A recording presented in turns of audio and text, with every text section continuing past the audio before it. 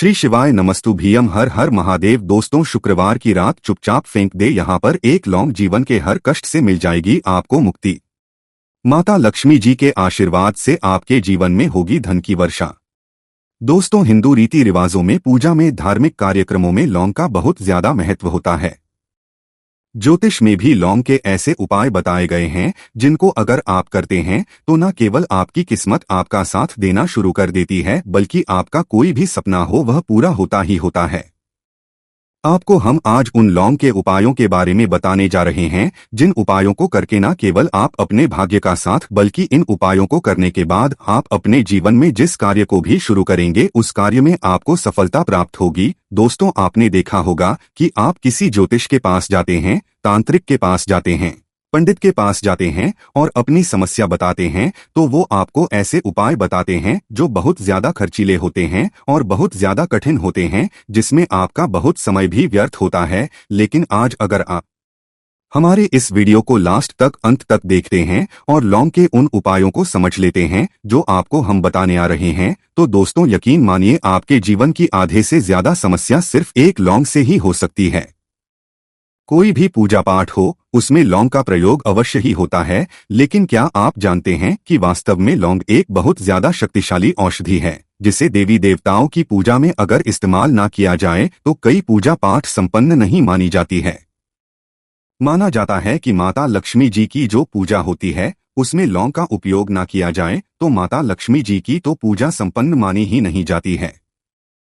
हमारे हिंदू धर्म में लौंग का प्रयोग का एक खास महत्व बताया गया है। लौंग जहां पर हमारे लिए बहुत ज्यादा फायदेमंद होती है, दूसरी तरफ बताया गया है कि लौंग का उपाय किया जाए तो हमारी पूजा भी सिद्ध हो जाती है। इसीलिए ज्योतिष शास्त्र में, तंत्र शास्त्र में लौंग को उत्तम स्थान पर रखा गया है। टोना टोटका ये जो होता है इसमें भी लौंग का उपयोग ही किया जाता है ताकि पूजा सिद्ध हो सके।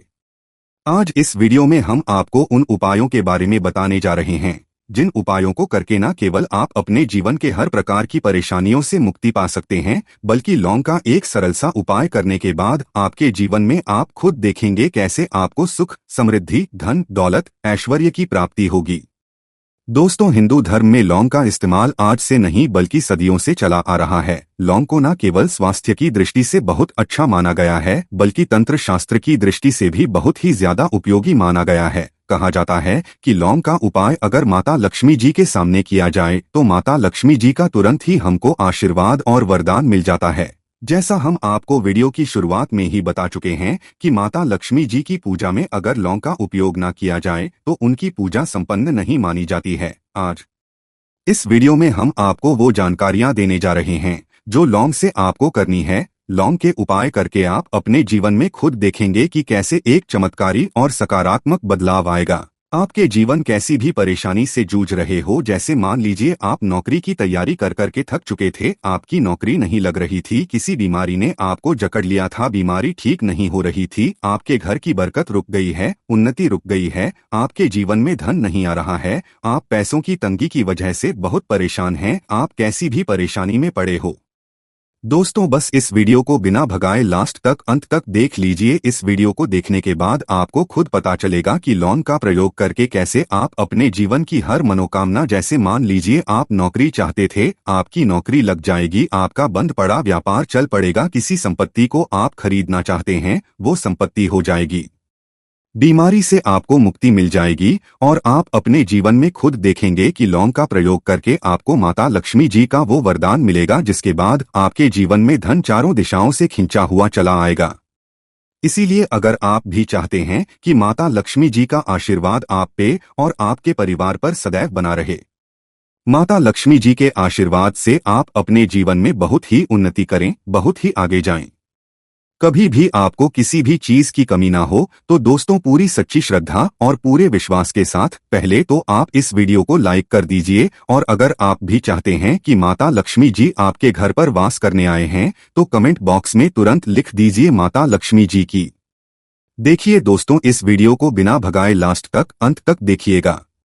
अब जितने भी हम आपको उपाय बताने वाले हैं, इन उपायों को किस महारत पर करना है इस चीज को आप लोग समझ लीजिएगा ताकि उपाय करें आप तो उसका लाभ आपको अवश्य ही मिले। और दोस्तों, एक बात का ध्यान रखिएगा, हम जब भी उपाय करते हैं लौंग के, हमें नियमों का पालन करना चाहिए। नियमों का पालन किए बिना कोई भी उपाय करेंगे आप तो उसका लाभ आपको नहीं मिलेगा। तो कौन सा उपाय किस दिन करना है, ये बात आप लोग जरा समझ लीजिएगा। और अभी तक आपने वीडियो को लाइक नहीं किया है, वीडियो को लाइक कर दीजिएगा। सबसे पहला उपाय है धन प्राप्ति महा उपाय। देखिए दोस्तों, अगर आपके जीवन में धन आना बंद हो गया है, धन आ ही नहीं रहा है और आप इस चीज को लेकर के बड़ा ही परेशान हैं, आप चाहते हैं कि आपके जीवन में धन भी आए, जो धन आए वो रुके भी और टिके भी और उसमें वृद्धि भी हो, तो आपको क्या करना होगा? एक बड़ा सरल सा उपाय हम आपको बताने जा रहे हैं। यह उपाय आपको लगातार 5 शुक्रवार करना है। 5 शुक्रवार के बाद आपको माता लक्ष्मी का वरदान मिलेगा ही मिलेगा, क्योंकि आज का उपाय नहीं बल्कि प्राचीन काल के समय का महाउपाय है। आपको बस एक काम करना है कि एक डिब्बी लेनी है, कांच के लिए लीजिए, प्लास्टिक के ले लीजिए, उसको से भर दीजिए। छोटी सी डिब्बी लीजिएगा, ज्यादा बड़ी ना लीजिएगा। शुक्रवार के दिन माता लक्ष्मी जी का दिन होता है। अब आपको शुक्रवार की शाम को माता लक्ष्मी जी के सामने बैठना है, जो आपके घर पर पूजा करें जहां पर माता लक्ष्मी जी की फोटो लगी है, मूर्ति लगी हुई है, वहां पर आपको बैठना है। सूर्यास्त के बाद नहाने धोने के बाद बैठिए। एक पूर्व दिशा में पहले घी का दीपक जला दीजिए। अब एक लाल कपड़ा रखिए। लाल कपड़े के ऊपर आप लोगों को एक डिब्बी रखनी है, शीशे की, प्लास्टिक की, जैसी आपकी इच्छा हो, जिसपे आधा नमक भरा हो। अब आप लोगों को माता लक्ष्मी जी का बीज मंत्र बोलना है। वो इस प्रकार से है। ओम रिपीट करते रहो दोस्तों, ओम शेम श्री नमः। इस बीज मंत्र का जाप कम से कम 1001 बार कीजिएगा। अब आपको क्या करना है, इसी डिब्बे में 2 लौंग डाल देनी है। 2 लौंग डालने के बाद इसको लाल कपड़े में बांध लेना है और अपनी तिजोरी में, अलमारी में, जहां से भी पैसे का लेन देन करते हैं, रख देना है। अगले शुक्रवार को फिर से उस डिब्बी को निकाल के लाइए। 2 लौंग मंत्र पढ़ने के बाद डाल दीजिए। 5 शुक्रवार के बाद उस डिब्बे में 10 लौंग हो जाएंगी और इस डिब्बी को अपने अलमारी में, तिजोरी में रखे रहने दीजिएगा, जहां से आप लोग पैसे का लेन देन करते हैं।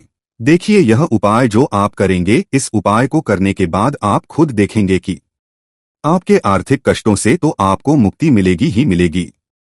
आपके जीवन में जो पैसा आना बंद हो गया था, पैसा आना भी शुरू हो जाएगा। जो पैसा आएगा उसमें बहुत तेजी से वृद्धि भी होगी और आपके जीवन में पैसे की फिर आपको कमी नहीं होगी, क्योंकि यह उपाय एक ऐसा उपाय जिससे साक्षात आपको माता लक्ष्मी जी का वरदान मिलेगा।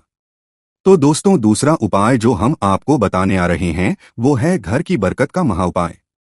अगर आपके घर में रोज लड़ाई झगड़ा, गृह क्लेश हो रहा है, आप देख रहे हैं कि आपके घर के लोग एक दूसरे को देखना पसंद नहीं करते हैं, तो आपको क्या करना चाहिए? एक उपाय जो हम आपको बताने रहे हैं, बहुत ध्यान से सुनिएगा। एक पीतल की कटोरी ले लीजिए, पीतल का पात्र ले लीजिए। अगर आपके पास ये दोनों नहीं है तो कोई मिट्टी का अहदिया ले लीजिए। मिट्टी का कुछ भी ऐसा ले लीजिए जिसपे आप लोग 5 लौंग, 3 कपूर और 2 इलायची जला सकें। आपको यह उपाय करना है शनिवार की शाम को। शनिवार की सूर्यास्त के बाद आपको 5 लौंग, 3 कपूर और 2 इलायची जलाना है और इसका धुआं पूरे घर में दिखाना है। अब ये राख बच जाएगी इन तीनों चीज की। इस राख को किसी भी डिब्बे में भर लीजिए और आप लोग 1 हफ्ता मतलब लगातार 7 दिन सुबह नहाने धोने के बाद पूरे घर की झाड़ू लगाइए। इस डिब्बे से थोड़ी सी राख निकालिए, अपने घर के मुख्य रखिए और घर के मुख्य द्वार पर पानी मार दीजिए। अगर यह उपाय आप लोगों ने 7 दिन लगातार कर लिया तो आपके घर पर जो भी नकारात्मक शक्ति थी, बुरी शक्ति थी, ऐसी कोई शक्ति आपके घर पर वास कर रही थी जिसके वजह आपके घर का माहौल खराब हो रहा था, आपके घर की बरकत रुक गई थी, उन्नति रुक गई थी, दोस्तों वो आपके घर की बरकत भी होगी, उन्नति भी होगी और इस राख की वजह से आपके घर पर पैसा भी आना शुरू हो जाएगा। आप खुद इस उपाय को करके देखिए, आपको खुद इसका प्रभाव देखने को मिलेगा। तीसरा उपाय है दोस्तों बंद पड़े व्यापार को चलाने का महा उपाय। अगर आपका व्यापार पहले चल रहा था, फिर व्यापार आपका ठप पड़ गया और आप चाहते हैं कि चल जाए, तो ये महा उपाय कीजिए जो आपको हम बताने वाले हैं। देखिए, मंगलवार का दिन हनुमान जी महाराज का दिन होता है। आपको किसी भी लाल कपड़े में लेना है 11 लौंग और 5 गोमती चक्र। बहुत ध्यान से सुनिएगा दोस्तों, 11 लौंग और 5 गोमती चक्र। 5 गोमती चक्र किसी भी आपको पूजा घर पर मिल जाएगा। इसको लाल कपड़े में पोटली बना लीजिए। पोटली बनाते वक्त मौली धागे का इस्तेमाल कीजिएगा। हनुमान जी के मंदिर आपको सुबह से शाम किसी भी समय जाना है। जाने के बाद हनुमान जी के सामने आपको एक चमेली के तेल का दीपक जलाना है और इसी पोटली को हनुमान जी के दाएं चरणों से छुआ करके आप अपने व्यापार स्थान के धन स्थान पर रख देना है, जहां से आप पैसे का लेन देन करते हैं। बस इतना आपको करना है और आप खुद देखेंगे कि इतना करने के बाद आपके जीवन में जो दोष लग गए थे, जो परेशानी आ रही थी, जिसके हिसाब का व्यापार ठप पड़ गया था, वो परेशानी, वो दोष खत्म हो जाएंगे या उपाय करने के बाद आपका व्यापार वापस से दौड़ पड़ेगा, चल पड़ेगा। अब जो आपको हम उपाय बताने आ रहे हैं दोस्तों, वो है शुक्र ग्रह को मजबूत बनाने का महा उपाय। दोस्तों, जिस व्यक्ति का शुक्र ग्रह मजबूत होता है, उस व्यक्ति का मान के चलिए कोई कुछ नहीं बिगाड़ पाता है। उस व्यक्ति के जीवन में धन दिशाओं से खिंचा हुआ चला आता है और शुक्र ग्रह को मजबूत बनाने के लिए आपको लौंग का ही प्रयोग करना होता है। ये हमारे धर्मशास्त्र में लिखा हुआ है। तो शुक्र ग्रह को मजबूत बनाने के लिए आप क्या कर सकते हैं? शुक्रवार के दिन माता लक्ष्मी जी का दिन होता है और शुक्र ग्रह का जो नियंत्रण होता है वो माता लक्ष्मी जी के हाथ में होता है। आप चाहते हैं कि माता लक्ष्मी जी के आशीर्वाद से आपका शुक्र ग्रह मजबूत हो जाए, तो आपको क्या करना है? देखिए, शुक्रवार के दिन सूर्यास्त से पहले आप लोगों को नहाना है, धोना है। नहाने धोने के बाद किसी भी पीपल पेड़ पे चले आइए और पीपल पेड़ को एक लोटा जल अर्पित करने के बाद उस तरफ एक तरफ आपको अपनी बाईं तरफ एक लौंग बहा, सिर्फ इतना करना है कि अपनी बाईं तरफ एक लौंग बहा दीजिए और उस पीपल पेड़ की 3 परिक्रमा करके घर वापस आ जाइए। यह प्रयोग आपको लगातार 5 शुक्रवार करना है। 5 शुक्रवार यह उपाय अगर आप कर लेते हैं तो मान लीजिए जो आपका शुक्र ग्रह बहुत ही कमजोर हो गया था, वह शुक्र ग्रह मजबूत हो जाएगा और माता लक्ष्मी जी के आशीर्वाद से आपके जीवन में धन संबंधित सारी परेशानियां भी खत्म हो जाएंगी और धन चारों दिशाओं से खिंचा हुआ चला आएगा। तो दोस्तों, इस वीडियो को लाइक करना मत भूलिएगा। आपके घर से गरीबी दूर भाग जाएगी। आप रातों रात मालामाल हो जाएंगे। मैं भगवान कृष्ण की सौगंध खाता हूँ। इस वीडियो को अंत तक देखें। आपका भाग्य ना चमक जाए तो मुझे बताना, लेकिन वीडियो पूरा ही देखना। एक लाइक जरूर करें। अगर आप भगवान कृष्ण से प्यार करते हैं, लड्डू गोपाल से प्यार करते हैं, राधा रानी से प्यार करते हैं, तो एक लाइक जरूर करना। जन्माष्टमी बार बार नहीं आती। सच्चे दिल से कमेंट बॉक्स में लिखे राधे राधे, जय श्री कृष्ण। दोस्तों के अनुसार इस साल भाद्रपद माह के कृष्ण पक्ष की अष्टमी तिथि की शुरुआत 26 अगस्त की रात 3:39 पर होगी। 27 अगस्त रात 2:19 पर इसका समापन होगा। ऐसे में 26 अगस्त 2024 के दिन कृष्ण जन्माष्टमी का व्रत रखा जाएगा। हर साल भाद्रपद मास के कृष्ण पक्ष की अष्टमी तिथि को कृष्ण जन्माष्टमी के रूप में मनाया जाता है। द्वापर में श्री कृष्ण परम पुरुषोत्तम भगवान का जन्म भाद्रपद की अष्टमी तिथि रोहिणी नक्षत्र और चंद्रमा राशि में मध्य रात्रि में हुआ। उनके जन्म लेते ही दिशाएं स्वच्छ व प्रसन्न एवं समस्त पृथ्वी मंगलमय हो गई थी। विष्णु के अवतार श्री कृष्ण के प्रकट होते ही जेल की कोठरी में प्रकाश फैल गया। कृष्ण के प्राकट्य से स्वर्ग में देवताओं की दुमदुबियां अपने आप बज उठी तथा सिद्ध और चारण भगवान के मंगलमय गुणों की स्तुति करने लगे। दोस्तों, जन्माष्टमी व्रत का महत्व शास्त्रों में जन्माष्टमी के व्रत को 1000 एकादशी व्रत के समान माना गया है। 100 बार स्नान करने का जो पुण्य मिलता है, मात्र जन्माष्टमी का व्रत करने से प्राप्त हो जाता है। जाप का अनंत गुना फल देने वाला जन्माष्टमी के दिन ध्यान, जाप और रात्रि जागरण का विशेष महत्व है। इसलिए जन्माष्टमी की रात में जागरण करके भगवान के भजन कीर्तन करने चाहिए।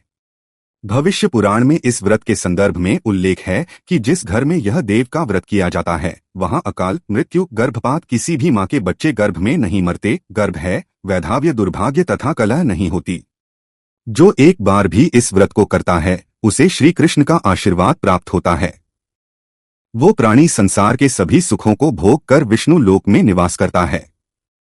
जन्माष्टमी पूजन विधि। हिंदू धर्म में भगवान श्री कृष्ण की पूजा सभी संकटों से निकालकर सुख, समृद्धि और सौभाग्य का वरदान देने वाली मानी गई है।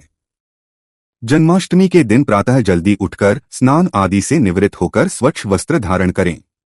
इसके बाद पूर्व या उत्तर की ओर मुख्य करके व्रत का संकल्प लें।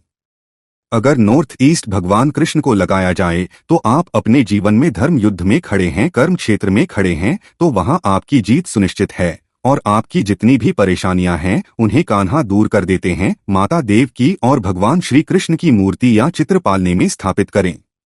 पूजन में देव की वासुदेव, बलदेव, नंद, यशोदा आदि देवताओं के नाम जपे। रात्रि में 12 बजे के बाद श्री कृष्ण का जन्मोत्सव मनाएं। दोस्तों, जन्माष्टमी पर कान्हा को पीले चंदन या फिर केसर का तिलक जरूर लगाएं। साथ ही साथ उन्हें मोर का मुकुट और बांसुरी जरूर अर्पित करें। लड्डू गोपाल को पंचामृत से अभिषेक कराकर भगवान को नए वस्त्र अर्पित करें एवं झूला झुलाएं। तुलसी डालकर माखन, मिश्री व धनिये की पंजीरी का भोग लगाएं। तत्पश्चात आरती करके प्रसाद को वितरित करें। दोस्तों, कृष्ण जन्माष्टमी कब है? पंचांग के अनुसार इस साल भाद्रपद माह के कृष्ण पक्ष की अष्टमी तिथि की शुरुआत 26 अगस्त की रात 3:39 पर होगी। 27 अगस्त रात 2:19 पर इसका समापन होगा। ऐसे में 26 अगस्त 2024 के दिन कृष्ण जन्माष्टमी का व्रत रखा। कृष्ण जन्माष्टमी की पूजा मध्यरात्रि की जाती है, इसलिए इस साल भगवान श्री कृष्ण का जन्मोत्सव 26 अगस्त 2024 सोमवार को मनाया जाएगा। दोस्तों, चलिए जानते हैं जन्माष्टमी पर श्री कृष्ण की जन्म कथा। दोस्तों, जन्माष्टमी की यह कथा चुपके से भी सुनने से समस्त तकलीफें, बीमारियां सब समाप्त हो जाती है। पितृदोष, मंगल दोष, काल सर्प दोष, शनि दोष तुरंत ठीक हो जाते हैं। आइए सुनते हैं जन्माष्टमी की कथा। दोस्तों, पौराणिक कथाओं के अनुसार भाद्रपद महाकृष्ण पक्ष की अष्टमी तिथि को भगवान कृष्ण ने माता देवकी की 8वीं संतान के रूप में जन्म लिया था। कृष्णा जी का जन्म मथुरा में कंसा के कारागार में हुआ था। माता देवकी राजा कंस की बहन थी। कंसा को सत्ता का लालच था। उसने अपने पिता राजा उग्रसेन की राजगद्दी छीनकर उन्हें जेल में बंद कर दिया था और स्वयं को मथुरा का राजा घोषित कर दिया था। राजा कंसा अपनी बहन देवकी से बहुत प्रेम करते थे। उन्होंने अपनी बहन का विवाह वासुदेवा से कराया था। लेकिन जब वह मां देवकी को विदा कर रहा था तभी ये कशवाणी हुई कि देवकी का 8वां पुत्र कंस की मौत का कारण बनेगा। ये सुनकर कंस डर गया। उसने तुरंत अपनी बहन और उनके पति वासुदेव को जेल में बंद कर दिया। उनके आसपास सैनिकों की खड़ी पहरेदारी लगा दी। कंस अपनी मौत के डर से देवकी और वासुदेव के साथ संतानों को मार चुका था। कृष्ण जी का जन्म इसके बाद भाद्रपद महाकृष्ण पक्ष की अष्टमी तिथि को रोहिणी नक्षत्र अंधेरी रात में भगवान कृष्ण ने देवकी की 8वीं संतान के रूप में जन्म लिया। श्री कृष्ण के लेते ही कोठरी प्रकाशमय हो गई। आकाशवाणी हुई कि विष्णु जी ने कृष्ण जी के अवतार में देवकी के कोख में जन्म लिया है। उन्हें गोकुल में बाबा नंद के पास छोड़ आए और उनके घर एक कन्या जन्मी है। उसे मथुरा लाकर कंस को सौंप दे। कान्हा चले गोकुल धाम। आकाशवाणी सुनते ही वासुदेव के हाथों की हथकड़ी खुल गई। सभी पहरेदार सोने लगे। कान्हा को एक टोकरी में बाल गोपाल को रखकर सिर पर रख लिया और गोकुल की ओर चल पड़े। कान्हा को गोकुल धाम ले जाने में वासुदेव को कई मुसीबतों का सामना करना पड़ा। यमुना नदी कृष्ण जी चरणों को स्पर्श करने के लिए उफान पर आ गई, लेकिन चरण स्पर्श के बाद वो फिर से शांत पड़ गई। वो कान्हा को बाबा नंदा के पास छोड़ आए और गोकुल से कन्या को लेकर वापस लौट आए। जेल अपने आप बंद हो गया और उनके हाथों में हथकड़ियां लग गई। कन्या के रोने की आवाज सुनते ही सभी पहरेदार उठ गए। कंस बंदीगृह आया। वो कन्या को देवकी और वासुदेव की 8वीं कन्या समझ उसे मारने चला, लेकिन वो आकाश में उड़ गए। और फिर से आकाशवाणी हुई कि कंस को मारने वाला अब इस दुनिया में पैदा हो चुका है। बाबा नंद की पत्नी मां यशोदा ने कृष्ण जी का पालन पोषण किया। राजा कंस ने कृष्ण जी का पता लगाकर उन्हें मारने की खूब कोशिश की, लेकिन कंस की सारी कोशिशों में विफल हुई और कृष्ण जी को कोई मार नहीं सका। अंत में श्री कृष्ण ने कंस का वध किया। राजा उग्रसेन को फिर मथुरा की राजगद्दी सौंप दी।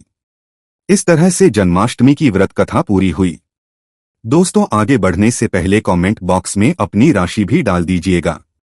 यदि हमारे पास कोई उपाय होगा तो वो आकर हम आपके कमेंट के रिप्लाई में बता देंगे।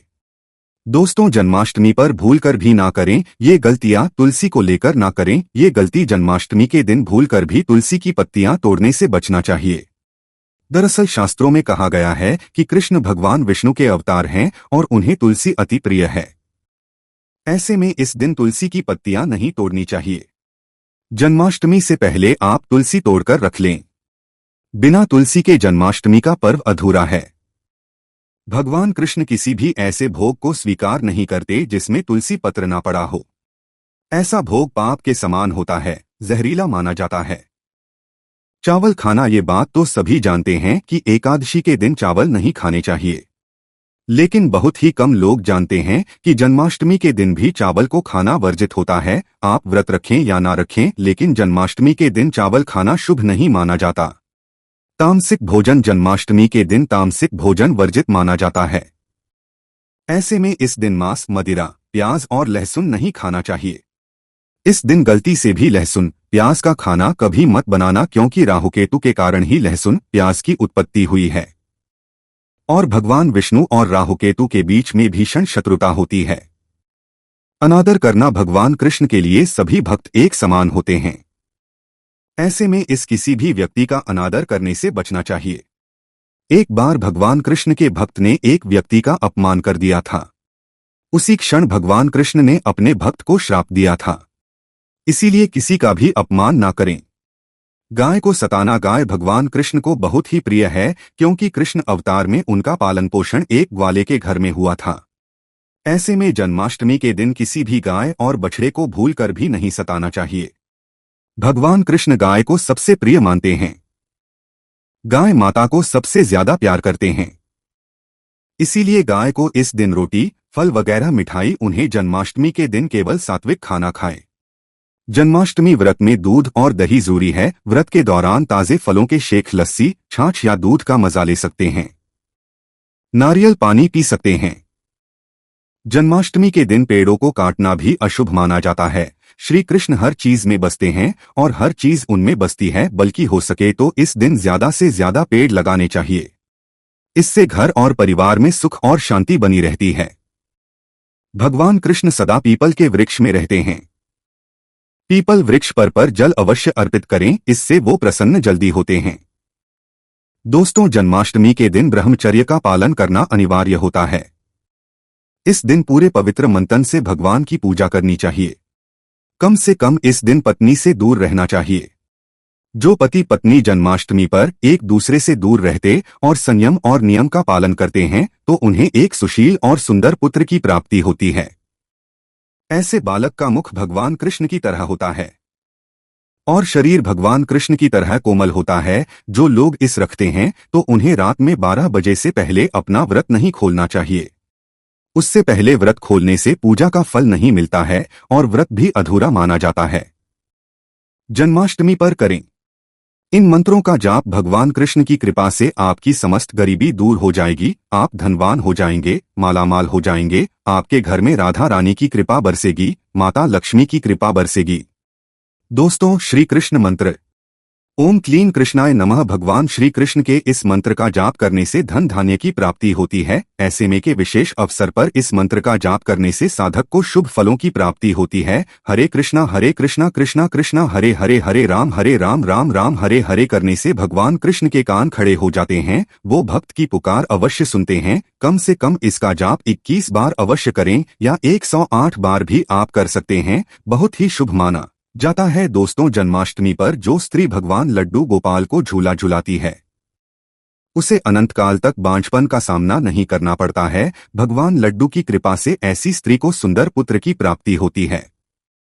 दोस्तों, जन्माष्टमी पर मोर पंख अवश्य लाएं और मंदिर में स्थापित करें। भगवान कृष्ण की बंसी जन्माष्टमी पर अवश्य लेकर आए। अगर आप व्रत रख रहे हैं तो भगवान लड्डू गोपाल के खिलौने आदि जरूर लेकर आना, इसे लाना मत भूलना। और जन्माष्टमी पर कौड़ियां आप ला सकते हैं। भगवान कृष्ण की स्थापना कर सकते हैं। इस दिन गलती से भी किसी भी व्यक्ति को गिफ्ट के तौर पर भगवान कृष्ण को उपहार में कभी मत देना, इससे घर की लक्ष्मी रुष्ट हो सकती है। जन्माष्टमी पर चांदी, तांबा, पीतल की खरीदारी कर सकते हैं, शुभ माना जाता है। जन्माष्टमी पर पालना अवश्य लेकर आना, इसमें लड्डू गोपाल जी झूला झूलेंगे। दोस्तों, जन्माष्टमी पर तुलसी माता के सामने भगवान कृष्ण के 4 नाम जैसे गोपाला, गोविंदा, देवकीनंदन और दामोदर पुकारे और साथ ही भगवते वासुदेवाय मंत्र का जाप करें। ऐसा करने से सभी समस्याएं दूर हो जाएंगी। माता तुलसी आपके घर को धन धान्य से भर देंगी। जन्माष्टमी के दिन भोग में मक्खन के साथ तुलसी दल जरूर डालें और वो भगवान कृष्ण को अर्पित करें। दोस्तों के शुभ अवसर पर करें। नमक का विशेष उपाय। दोस्तों, मैं ईश्वर की सौगंध खाता हूँ, नमक का यह उपाय करने से आपके समस्त पाप नष्ट हो जाएंगे, गरीबी दूर हो जाएगी, आपकी नौकरी लग जाएगी, संतान प्राप्त हेतु व्यापार चलाने के लिए भी यह उपाय जरूर करें। दोस्तों, हम भी नमक का यह उपाय जरूर करते हैं। मैं ईश्वर की सौगंध खाता हूं, अगर आपने यह उपाय कर लिया तो आपको करोड़पति होने से कोई नहीं रोक पाएगा। भगवान कृष्ण का विशेष आशीर्वाद मिलेगा। आइए जानते हैं का विशेष उपाय। दोस्तों, उपाय है 1 नमक का पैकेट, 50 ग्राम सूखी लाल मिर्च, 500 ग्राम चावल, 100 ग्राम उड़द की दाल, 250 ग्राम आटा और 11 रुपए की दक्षिणा तथा 1 पानी की बोतल और 5 रुपए के काले तिल। बस इतनी सी सामग्री एक थैली में एकत्रित कर लें। दोस्तों, उसके बाद किसी भी गरीब बुजुर्ग या गरीब महिला को चुपके से दान दे दें और पीछे मुड़कर ना देखें, घर को वापस चले आएं। दोस्तों, आप यकीन मानो, गुरु परंपरा से प्राप्त ये महाउपाय आपकी काया पलट कर रख देगा। दिन दुगनी रात आप तरक्की करेंगे। दोस्तों, ये उपाय हम भी जरूर करते हैं। महापुस्तक और शास्त्रों में लिखा महा उपाय आज हम आपको बता रहे हैं। ये उपाय जन्माष्टमी के दिन जरूर करें। मैं ईश्वर की सौगंध खाता हूं, आपका भाग्य उदय हो जाएगा। दोस्तों, ये उपाय मैं हर जन्माष्टमी के दिन जरूर करता हूं, आप भी ये मौका हाथों से मत जाने देना। दोस्तों, आप जानते हैं लड्डू गोपाल के साथ के लिए भोग कौन कौन से? भगवान कृष्ण को लड्डू गोपाल को 56 भोग से भी ज्यादा भी है। ये 7 भोग, इन 7 भोगों के आगे 56 भोग कुछ भी नहीं। 56 भोग आप अपनी इच्छा अनुसार बना सकते हैं, परंतु ये 7 भोग श्री कृष्ण को अत्यंत प्रिय है कि जन्माष्टमी दिन भक्त भगवान श्री कृष्ण जी को लड्डू गोपाल जी को प्रसन्न करने के लिए 56 भोग समर्पित करते हैं। 56 तरह के पकवान बनाए जाते हैं और भगवान श्री कृष्ण जी को समर्पित किए जाते हैं। तो अगर आप 56 भोग समर्पित करते हैं तो इससे अच्छा तो कुछ है ही नहीं। 56 भोग हो सके तो आप जरूर समर्पित करें, लेकिन अगर आपके पास इतना समय और सामर्थ्य नहीं है कि आप 56 भोग समर्पित कर पाए, तो फिर ऐसे में क्या करें जिससे कि हमारे कृष्ण भगवान, हमारे लड्डू गोपाल प्रसन्न हो जाए। देखिए, 56 भोग के समान ही 7 चीजें हैं जो लड्डू गोपाल जी को अति प्रिय है, तो हम वो 7 चीजें लड्डू गोपाल जी को भोग स्वरूप समर्पित करेंगे जो उन्हें अति प्रिय है, ताकि उन्हें 56 भोग जितना ही आनंद प्राप्त हो। अब हम जानेंगे कि वो कौन सी 7 चीजें हैं जो 56 भोग के समान ही भगवान श्री कृष्ण जी को प्रिय है। अगर हम वो 7 चीजें भगवान कृष्ण जी को भोग स्वरूप समर्पित करते हैं तो हमें 56 भोग के समान ही फल प्राप्त होता है। सबसे पहले तो जन्माष्टमी के दिन जब आप लड्डू गोपाल जी को भोग समर्पित करें तो कोशिश करें कि आप अपने घर हुई चीजों का भोग समर्पित करें। बाहर की मिलावटी चीजों से बचने की कोशिश करें। और लड्डू गोपाल जी को जो चीज सबसे ज्यादा प्रिय है, हमारे कृष्ण कन्हैया लाल को जो चीज सबसे ज्यादा प्रिय है वो है माखन मिश्री। तो जन्माष्टमी के दिन आप लड्डू गोपाल जी के लिए मक्खन जरूर बनाएं और हो सके तो मक्खन घर पर ही बनाएं।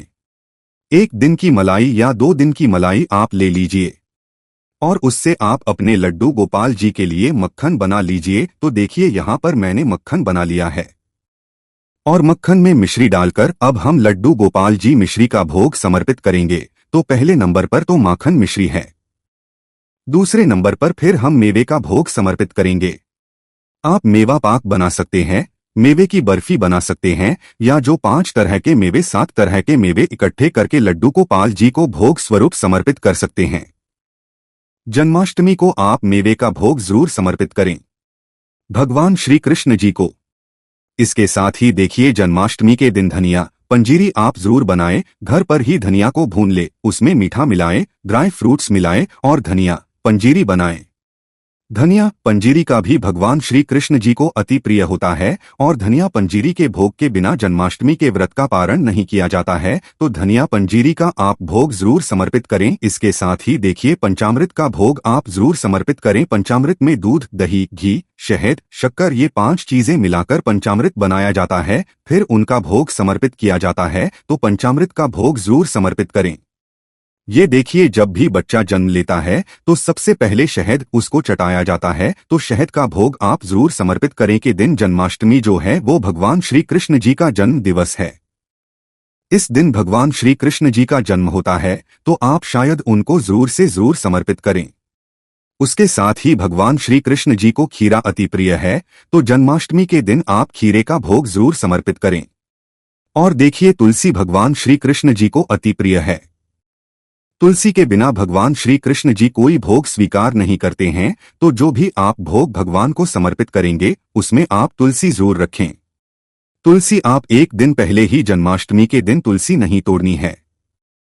एक दिन पहले ही आप तोड़ के रख ले, ताकि जन्माष्टमी के दिन जब आप भगवान श्री कृष्ण जी को लड्डू गोपाल जी को भोग समर्पित करेंगे तो उसमें आप तुलसी जरूर रख दे। फ्रेंड्स, ये 7 वो भोग है जो भगवान श्री कृष्ण जी को अति प्रिय है। और अगर आप 56 भोग नहीं समर्पित कर सकते हैं, 56 भोग आप नहीं बना पा रहे हैं, तो ये 7 भोग है जो आप बहुत आसानी से घर पर बना सकते हैं।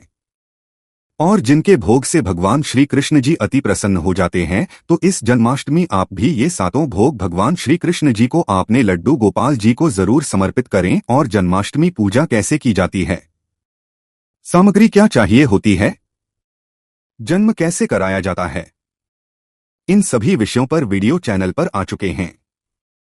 सभी का लिंक मैं आपको डिस्क्रिप्शन में दे दूंगा, उन्हें भी आप एक बार जरूर देखना। और अगर ये वीडियो आपको पसंद आई हो, वीडियो अगर आपके लिए यूजफुल हो, तो प्लीज वीडियो को लाइक कर देना और चैनल को सब्सक्राइब कर लेना। फिर मिलते हैं किसी और वीडियो के साथ। तब तक के लिए जय श्री कृष्णा, राधे राधे।